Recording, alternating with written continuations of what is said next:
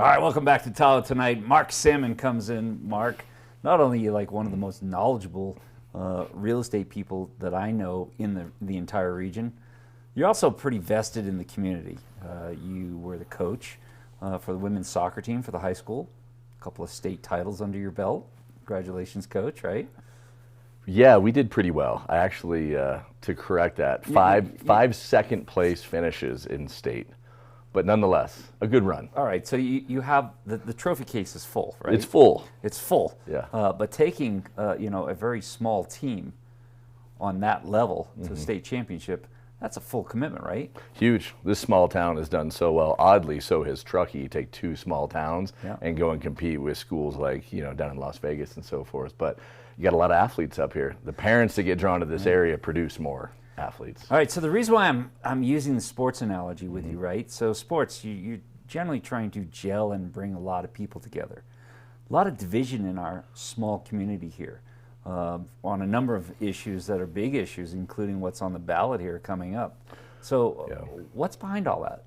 Yeah, it's crazy. It actually drives me crazy because it reminds me of our country right now where there's just so much division. It's just polar opposites on every single topic. There is no middle ground. And I just wonder what happened to that. Like, how are we going to grow as a community, as a country? And it's coming together and it's give and take. And if it's take, or I'm just going to go against everything you want, then we're never going to get anything accomplished. Right. And it's starting to be frustrating. All right, so some people are sitting there going, what the hell are they talking about, right? So what's on the ballot this fall? Well, we got the vacancy tax coming up, and we've obviously talked about the minimum wage. We've dealt with vacation rentals. Measure T has been a hot topic. And again, I mean, that's something that's been tied up now in court. Will be coming up on 6 years by this November, and that is still not resolved. 7 years ago, you said it was going to go to the courts, right? It's still unresolved. So what is the current status of Measure T? Yeah, Measure T, everybody, you read the newspaper even, it's like, oh, this is done. And It's the not lawsuit, done. it's not done. So the final trial, or hearing, I should say, is September 17th. So this thing went through the trial locally. And of course, the can got kicked down the road because they didn't want, it's just too divisive, too controversial. Goes to the 3rd District Court of Appeals, and they ruled on everything but the most important piece, and that's this Commerce Clause. And then they kicked it back down to the trial level to make a final decision in September. Okay, so vacancy tax, do we stand to repeat history, if this passes? Absolutely. 100% this goes to court, and everybody's talking about it all over all the social media and so forth. If this passes, that it will be held up in court for years to come. People are not going to just let that go. They're going to fight it. Right. And then all those dollars, if we end up taking the $6,000, whatever, it's going to all go towards attorney's fees.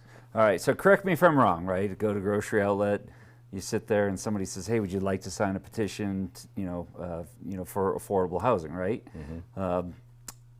If it's passed, right, the money doesn't go, it's not earmarked for affordable housing, it goes into the general fund.